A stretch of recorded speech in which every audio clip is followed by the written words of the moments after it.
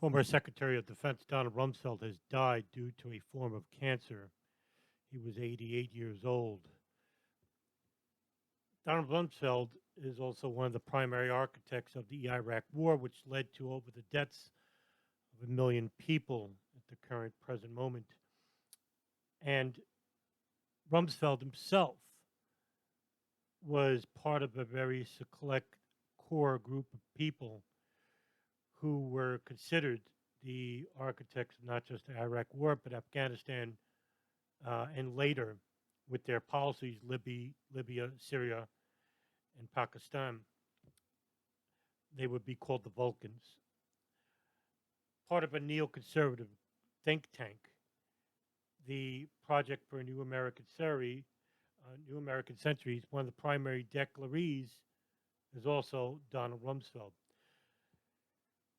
But he had a long career, and we're going to jot down how he may have started with good intentions, but the longer you stay within politics, the longer you graduate to becoming the devil.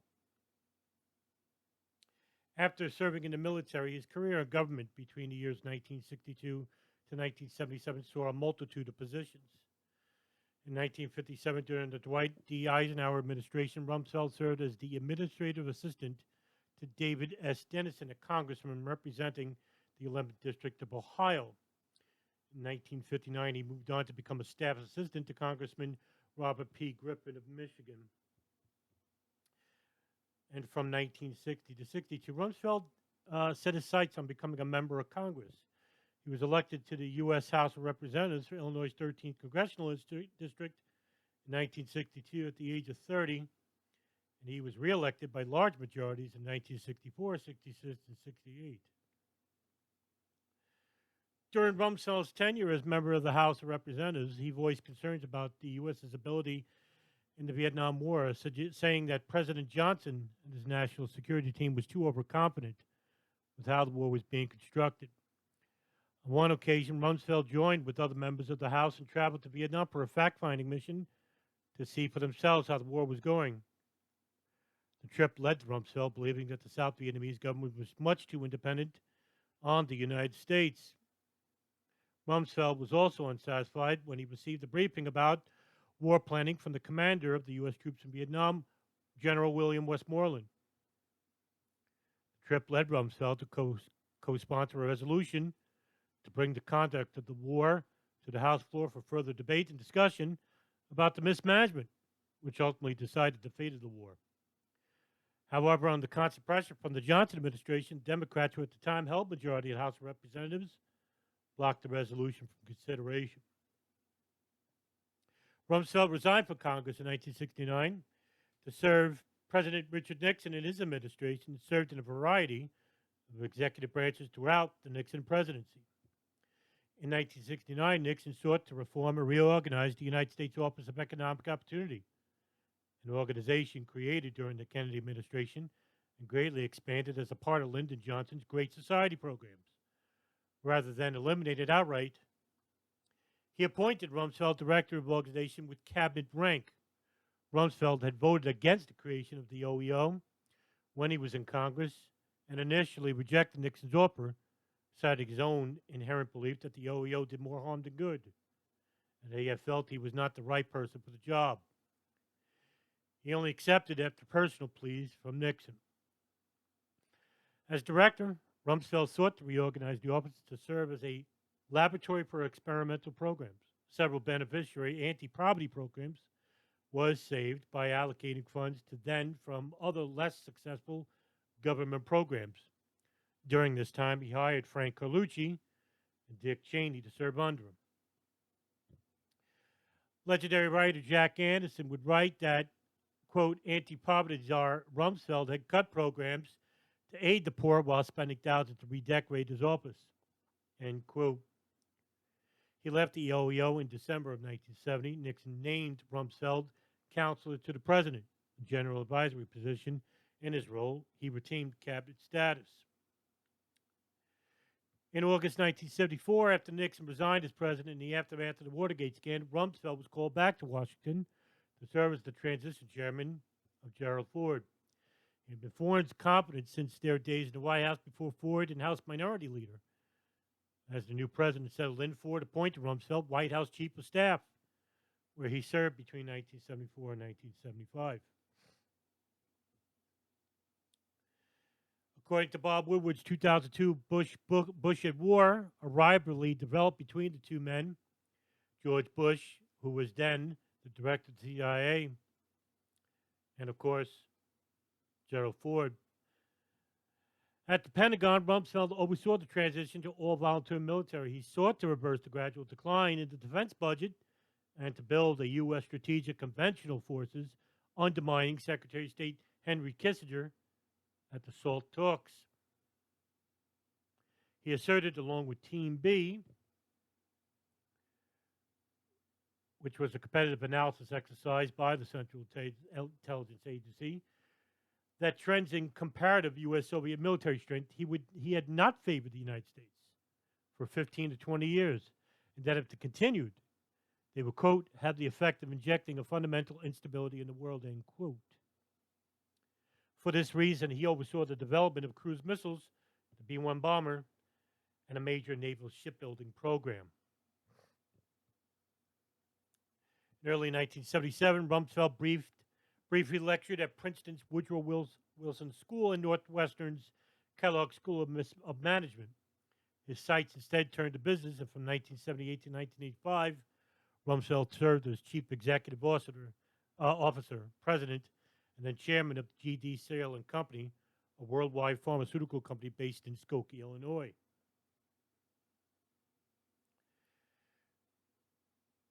Rumsfeld was named Secretary of Defense soon after George Bush took office in 2001. Despite Rumsfeld's past rivalry with previous President Bush, Bush's first choice, FedEx founder Fred Smith, was unavailable. Vice President-elect Cheney recommended Rumsfeld for the job. Rumsfeld's second tenure as Secretary of Defense cemented him as the most powerful Pentagon chief since Robert McNamara and one of the most influential cabinet members in the Bush administration. His tenure proved to be pivotal and rocky, one that led the United States military into the disastrous 21st century.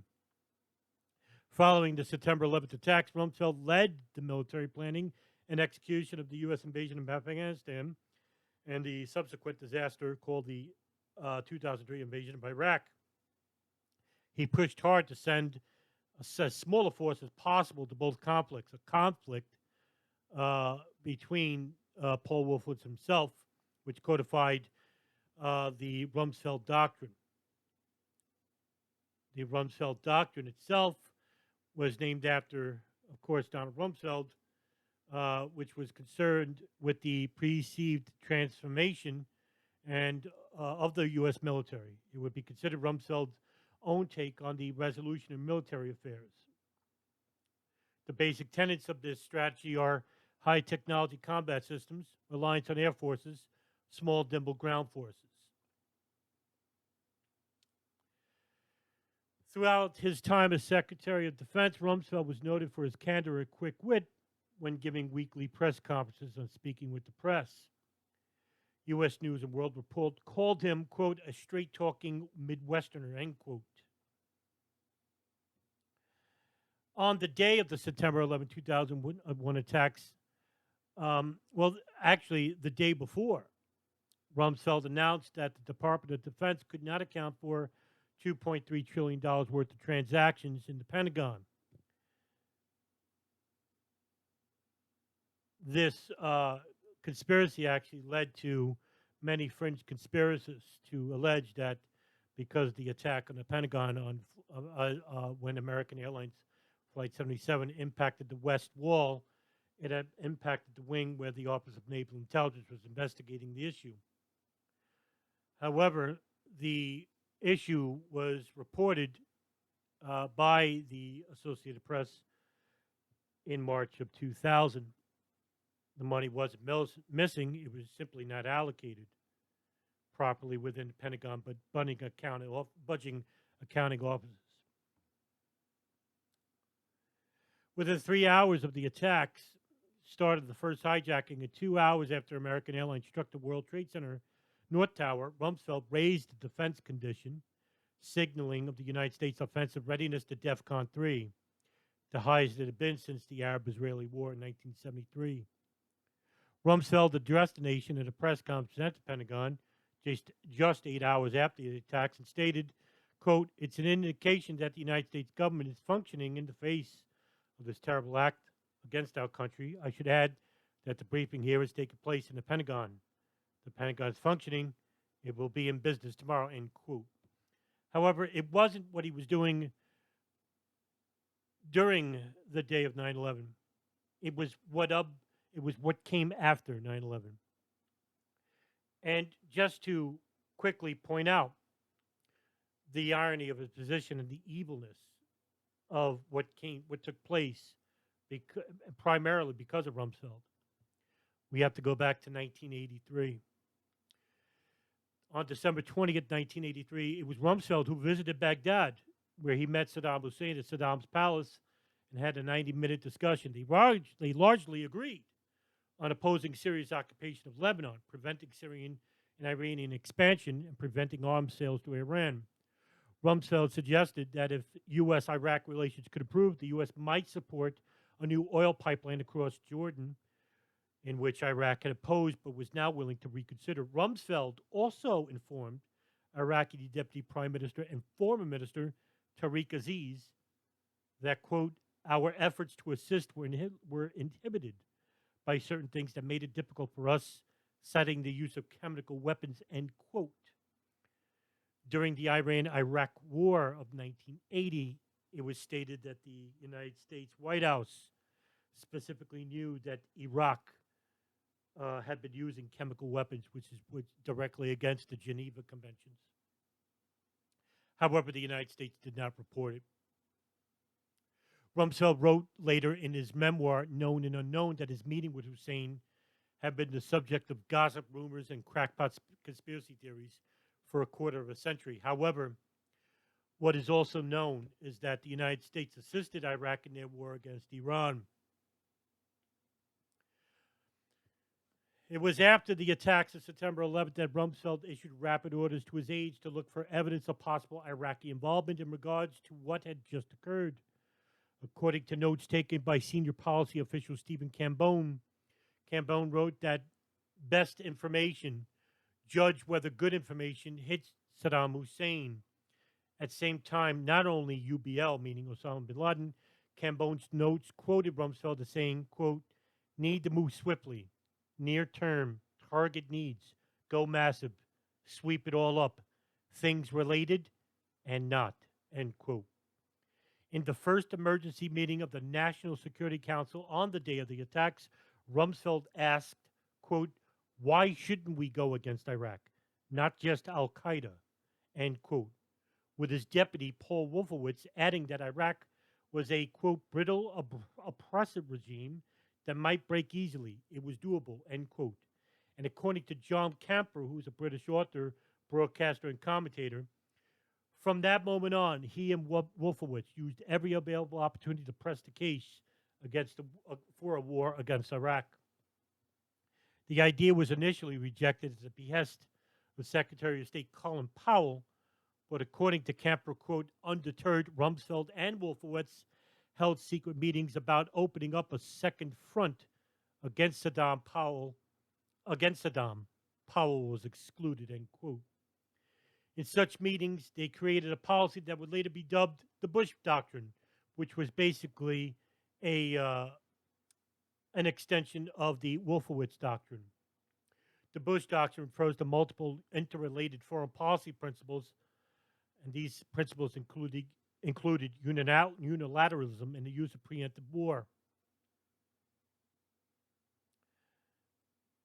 attacking countries also that harbored terrorists. But the term terrorists was led up to the interpretation of the definition behind it to the White House. On September 20th, 2001, President made an even more aggressive reinstatement to the principle of the attacks, where he said, quote, "We will pursue nations that provide aid or safe haven to terrorism. Every nation in every region now has a decision to make. Either you are with us or you are with the terrorists. From this day forward, any nation that continues to harbor or support terrorism will be regarded by the United States as a hostile regime, end quote.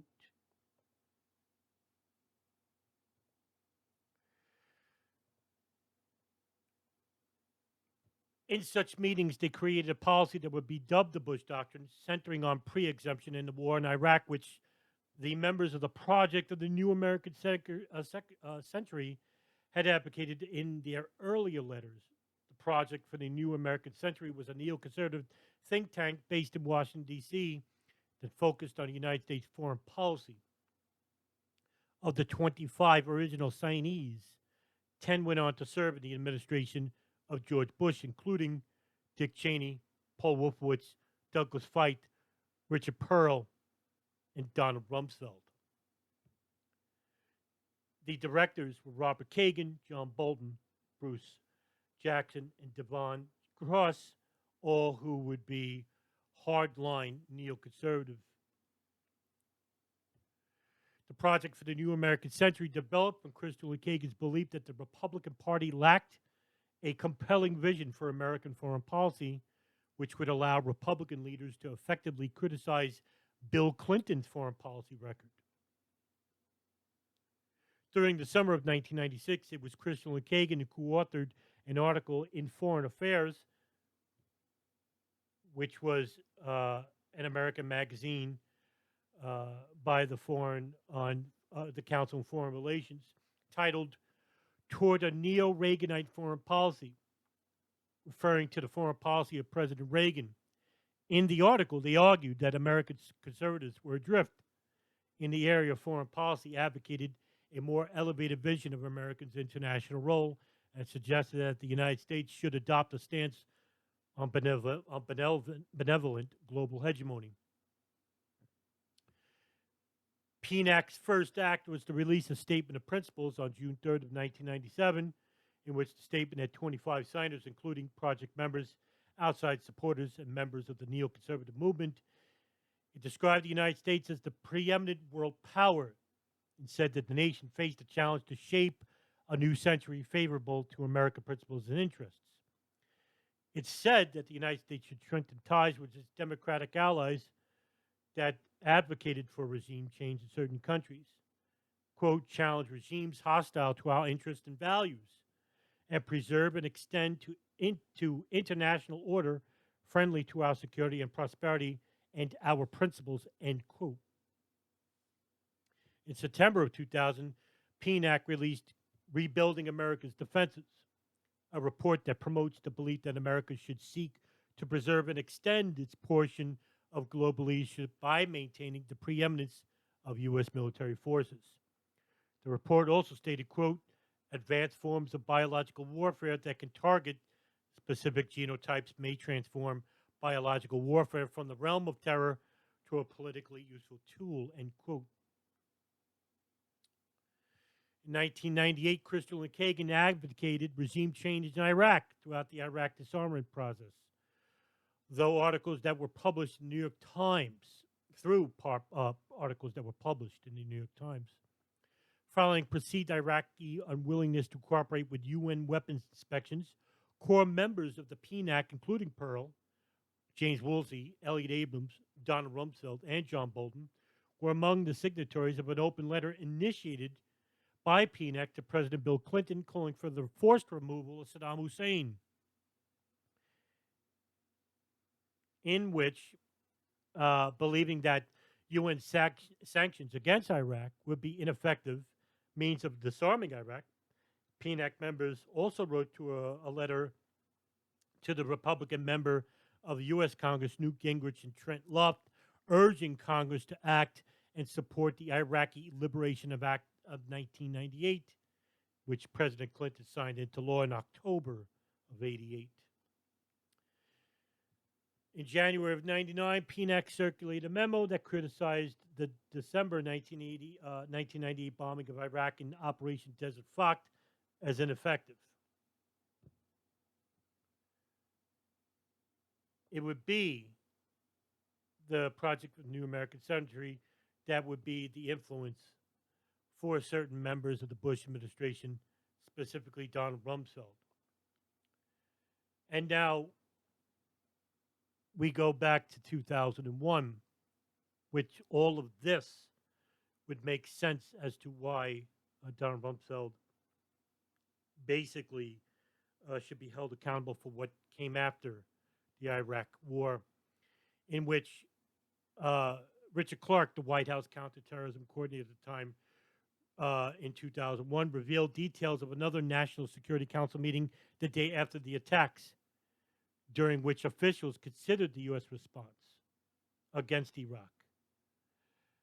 Two of those officials who pressured Clark and the FBI to find Iraqi complicity in the September 11th attacks, in which Mueller stated that would be impossible. Bush then pressured CIA Director George Tenet to find and, quote, find me a way to link 9/11 to Iraq, end quote.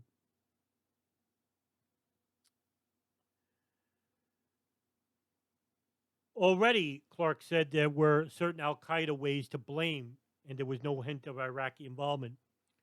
Clark would later quote, Rumsfeld was saying we needed to bomb Iraq, in which Clark then stated, we all said, no, Al Qaeda is in Afghanistan, end quote. Clark also revealed that Rumsfeld complained in the meeting, quote, there aren't any good targets in Afghanistan, and there are lots of good targets in Iraq, end quote. Rumsfeld also wrote in his Known and Unknown book that, quote, much has been written about the Bush administration's focus on Iraq after 9/11. Commentators have suggested that it was strange or obsessive for the president and his advisors to have raised questions about whether Saddam Hussein was somehow behind the terrorist attacks of September 11th. I have never understood the controversy. I had no idea if Iraq was or was not involved. But it would have been irresponsible for any administration not to have asked the question, end quote. A memo written by Rumsfeld dated November 27, 2001 considers an Iraq war. One section of the memo questions how to start, listing multiple possible justifications for the U.S.-Iraq war, in which an excerpt for the memo, quote, Saddam moves against Kurds to north, U.S. discovers Saddam's connection to September 11th attack, anthrax attacks, dispute over WMB inspections, end quote. Rumsfeld directed the planning for the war in Afghanistan after the September 11th attacks on September 21st, 2001. U.S. CENTCOM Commander General Tommy Franks briefed the president on a plan to destroy Al Qaeda in Afghanistan and remove the Taliban government. Franks also initially proposed Rumsfeld that the U.S. invade Afghanistan using a conventional force of 80,000 troops, preceded by 6 months of preparation. Rumsfeld, however, feared that a conventional invasion of Afghanistan could bog down as to what happened to the Soviets in 1979. Rumsfeld rejected Franks' plan, saying, quote, I want men on the ground now. Franks returned the next day with a plan utilizing U.S. Special Forces. Before and during the Iraq War, Rumsfeld claimed that Iraq had an active weapons of mass destruction program. In particular, during his famous phase, there are known and unknowns, and there are known knowns, in a press conference at the Pentagon on February 12th of 2002. However, no stockpiles were ever found. Bush administration officials also claimed there was an operational relationship between Al Qaeda and Saddam Hussein. A Pentagon Inspector General report found that Rumsfeld's top policy aide, Douglas Feith, who was part of AIPAC, quote, developed, produced, and then disseminated alternative intelligence assessments on the Iraq and Al Qaeda relationship, which included some conclusions that were inconsistent with the consensus of the intelligence community to senior decision makers, end quote. The job of finding WMDs and providing justification for the attack fell to the intelligence services, but according to Camphor, quote, Rumsfeld and Wolfowitz believed that while the established security services had a role, they were too bureaucratic and too traditional in their thinking, end quote. As a result, they set up what they came to be known as the cabal, a cell of 8 or 9 analysts in the Office of Special Plans, which was basically uh, a unit of the Pentagon created by Paul Wolfowitz and Douglas Feith, which had a special room for only keys that were given to members of this group and not to other members of the White House. According to an unnamed Pentagon source quoted by Seymour Hersh, the Office of Special Plans was created in order to find evidence of what Wolfowitz and his boss, Secretary Rumsfeld, believed to be true, that Saddam Hussein had close ties to Al Qaeda and that Iraq had an enormous arsenal of chemical, biological, and possible even nuclear weapons that threatened the region and potentially the United States. However, all of this would turn out to be untrue. The evidence that would supported the Iraq war were fabricated. Evidence that came from torture of Sheikh Ibn al-Libi, who told the CIA captors that he witnessed members of the Ba'athist Army in Iraq and members of al-Qaeda facilitating chemical weapons. That information turned out to be untrue. Later, the CIA would facilitate information from Israeli intelligence suggesting that Mohammed Atta, the ringleader of the September 11th attacks, had met with Ba'athist leaders in Prague regarding chemical weapons. This also would turn out to be untrue. However, that information, as well as Sheikh Ibn al-Libi's information, coerced through torture, was used as a pretext for the war of Iraq that was elucidated through the infamous briefing led by Secretary of State Colin Powell at the United Nations Security Council in 2002.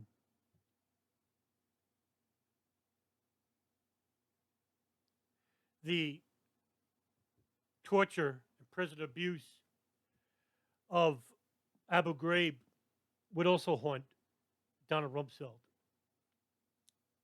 in which the Department of Defense preliminary concerns for holding, housing, and interrogating captured prisoners on the battlefield that raised issues during the military buildup to the Iraq War. Rumsfeld himself would quote, "These events occurred on my watch as Secretary of Defense. I am accountable for them," end quote. He offered his resignation to President Bush in the wake of the scandal, but it was not accepted. In a memo read by Rumsfeld detailing how Guantanamo interrogators induce stress positions, quote, "I stand for 8 to 10 hours a day, while you're standing by prisoners limited to 4 hours," end quote. Rumsfeld also authored much of the torture programs. In 2005, the ACLU and Human Rights first filed a lawsuit against Rumsfeld and other top government officials on behalf of 8 men who they say were subjugated to torture and abuse by U.S. forces under the command of Secretary Rumsfeld. In 2005, a suit was filed against Rumsfeld by several human rights organizations for allegedly violating U.S. and international law that prohibited torture and cruel, inhumane, or degrading punishment. Also in 2005, German prosecutor Wolfgang Kalleck filed a criminal complaint charging Rumsfeld and 11 other U.S. officials as war criminals who either ordered to torture prisoners or drafted laws that legitimated its use. The charges based on breaches of the UN Convention Against Torture and the German Code of Crimes Against International Law. It probably would have worked, but the United States is not part of the International Criminal Courts, which are also known as the Rome Statutes, in which their crimes would have been held accountable, and members of the PNAC and members of the White House under the Bush administration would be held for crimes against humanity, which would have been held at The Hague had they been co-signers of the International Criminal Courts.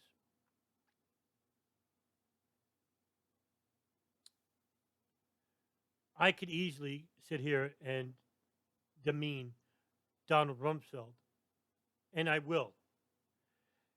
It's a moral issue, it's a human issue, and we should speak out on these demagogues and sociopaths that represent us by name. When they say the United States, we're involved. So when Rumsfeld died of multiple myeloma, which is basically cancer of the plasma cells,